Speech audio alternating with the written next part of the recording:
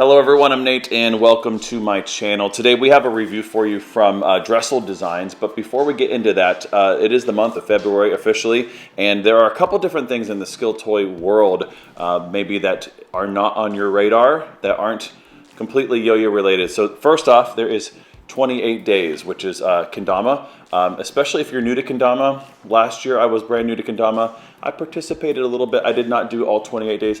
I have yet to participate at all this year. The other thing here that I have been participating in is February. You can see the hashtag there. It's a great challenge to post as much Beglary content. I know that a number of you have picked up Beglary this year, and if you've watched my channel and you've looked at my tutorials and so on, thank you for that. And hopefully you've learned a few things. So it's a really good way to kind of push yourself and just kind of, really take it to the next level. And I've been trying to do that myself. I'm still in that intermediate level. There's still things I'm very much learning. I'm still trying to figure out really kind of like how to build the best, more unique combos and not just learn basic tricks still. So there's still a lot of that. And so that's a really good way to challenge yourself. And with the 28 days as well with kendama, it's a great way to kind of challenge yourself with something new. Now I haven't heard any rumors of this, but usually during the month of February, it's also dedicated to Fixed Axle February month. I haven't participated in either myself. In past, I've actually run a contest as well, but yeah, I haven't heard rumors of that, anybody picking that up, so maybe that's just not on my radar this year. But I encourage you, if you've not picked up a fixed axle maybe ever, or it's been a while, to challenge yourself maybe this month to pick up a fixed axle yo-yo as well. On to today's review. All right, so this is from Dressel Designs. This is a new yo-yo from them. They're actually coming out with 2 yo-yos right now. So this will be my first one, and next week I'll review their next yo-yo, which is a collaboration yo-yo. But today we're talking about the Kanto. So this is the Kanto. We're gonna talk about both the brass version and the stainless steel version of this yo-yo. So really nice kind of slimmer line, organic yo-yo. And so let's get into that.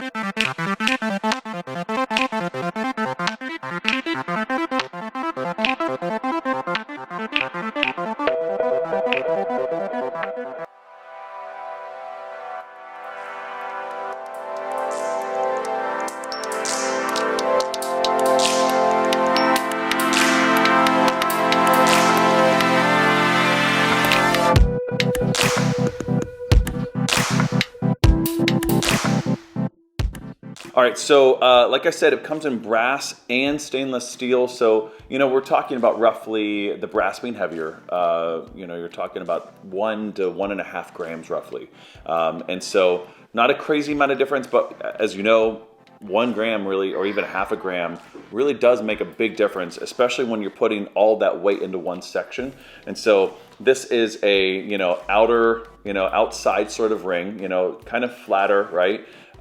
Which is nice too, if you ding up, your yo-yo hit your sidewalk, it's probably gonna hit the rings first. It might give a little extra level of protection there. Yeah, this one here is the brass one. This is the one that I'll be actually keeping. I'll be sending the stainless steel one back, but Patrick was nice enough to send me both just to kind of compare them to. So I won't really talk about like the looks too much. I mean, the ano is obviously different, but I will say this, that the colorways on this run at least, and I don't know if it'll be like that in the future if there's other runs, but they're all inspired by Pokemon. So, we have the Pokeball here, okay? So that's the stainless steel one, and that's pretty cool too. And then this one is the Rayquaza. Is that how you pronounce it? I'm not, maybe I'm not nerd enough for all this, but I wasn't always the biggest Pokemon player, like I know it a little bit here and there, actually mostly through my kids. But anyways, but yeah, the inspiration for all that. So really nice and clean engravings on this. I mean, Rayquaza, right? Is that pronounced right?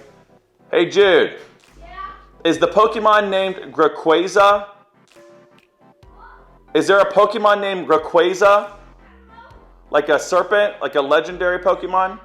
Maybe, I'm not sure. He says maybe he's not sure. Like I said, it is a kind of a slimmer line, very much organic yo-yo, so it's right up my alley there. But it's not so slim line that I feel like it's not going to be, a challenge to kind of hit the gap and so on. So, honestly, this would be a really good candidate for an everyday carry sort of yo-yo, where it kind of, you know, it's nice and slim. It's going to fit in the pocket, okay. Maybe not as well as like a super slimline yo-yo, but it's going to be not super bulky. It's going to be easy to throw in a bag. And I like organic yo-yos for everyday play anyway. Yeah, kind of a smooth groove here a little bit.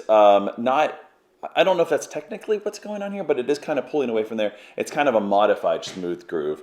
So not like what you would see like with Dr. Popular, his complete design there, but similar to that. The hub design's really unique too. You have kind of like a domed over sort of look there, and then kind of just an aesthetic ring there in the middle. It's not probably going to be ideal for finger spins, but it's probably going to be able to pull off something. No IRG there that you can see, that you can feel, but you should be able to kind of lean it if you need to. As needed. So let's go ahead and take it apart and I'll show you here. Squeak, squeak, squeak. Okay. All right. So like I said, we have the smooth groove here, the modified smooth groove here. It's going to be great for things like regens and so on for that, with that higher wall kind of feel, but still enough less string drag to kind of pull it away from that. The stainless steel is really, it's the same design, obviously, a little bit lighter.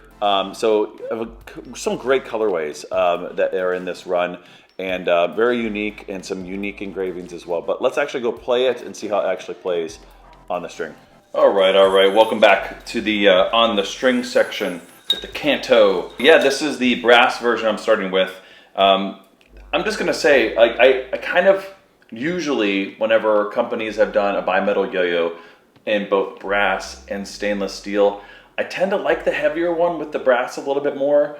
I think part of it is because, you know, with bimetal yo-yos, you can do something unique that you can't do with a monometal yo-yo. At least you ought to take advantage of that uniqueness, creating a lighter body and putting more weight deliberately to the rims, because the rings that you're adding, whether that's stainless steel or brass or something else, tend to typically be a little heavier than the aluminum typically that's used. Or what have you. But so I tend to like that a little bit more. It gives a little bit more of a heft, in the sense that it has usually a little more stability, usually a little more spin time, and just a more solid feeling yo-yo. But now this is still in that slim line sort of kind of play, so it's not an uber wide yo-yo. So that weight is going to feel a little different than a wide gap yo-yo. It feels, to me, as I compare the two, it does feel more solid. Now I'm feeling, again, there's only like about 1.5 grams at most between the two weights, between the brass that's still heavier, but that makes a difference, right? Even a 0.5 gram you can feel, especially when you're going back and forth. Maybe I haven't done like a spin test or anything like that compared to the two, but I would venture to say that this probably has a little bit more spin time. It definitely has a little bit more like pick up and go right out of the gate, like from a first throw. I don't feel like I have to throw it very hard at all, even though it's really not a like performance focused yo-yo, right? It's more of just a kind of laid back, kind of chill yo-yo, but it does have a decent amount of power, and that bimetal design certainly aids in that. Very comfortable in the hand, very nice and comfortable in the catch, and then again, not too slimline that I'm feeling I have to like, I don't know, overcompensate. It's a nice balance between a traditional, more slimline yo-yo and something that's still, you know, performance focused enough that it can hit really any tricks that you still want to throw at it. I mentioned in the hand section that it has that kind of higher wall design, and that it's gonna be ideal for regens and things like that. And I can't kind of stop playing with this yo-yo as far as regens.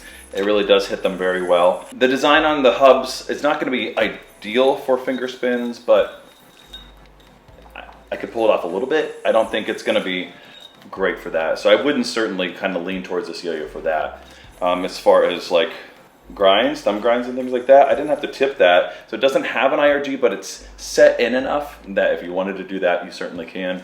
Now, grinds are going to be okay.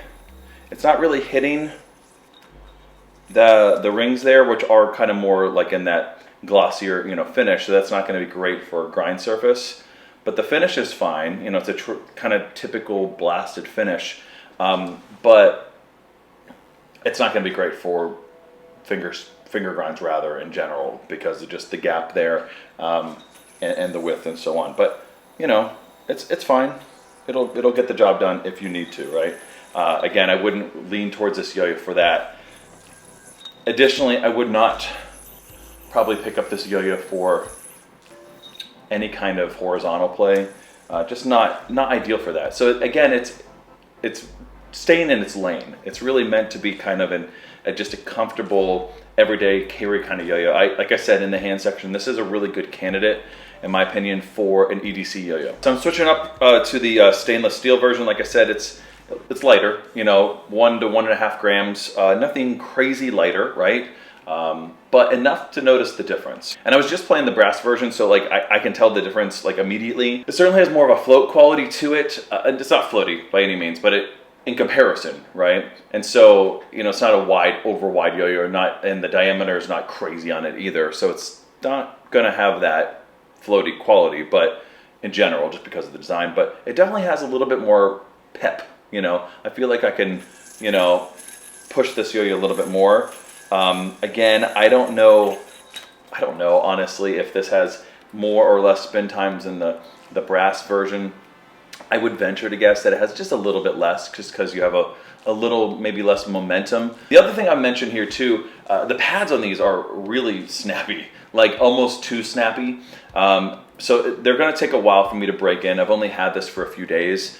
And so I've played more with the brass actually. So they're beginning to kind of wear down. So it won't take long, but yeah, they're really snappy. So which is good actually. It's not a bad problem. They're not overly snappy. I don't feel like it's responsive by any means. But I've had to kind of like make sure that like my technique was better, like on certain tricks that I've kind of taken for granted, and to not get a bind on myself. Like, you know, if I don't know, even something like I was doing like beef hook, and it was grabbing just ever so slightly, and I was like, ooh, that's just telling me that I don't have good technique actually, and it's not always just the pads, but they are really snappy, which again is not a bad thing, but they will probably take some breaking into quite a bit, or if you really are keen to do so, you can swap them out.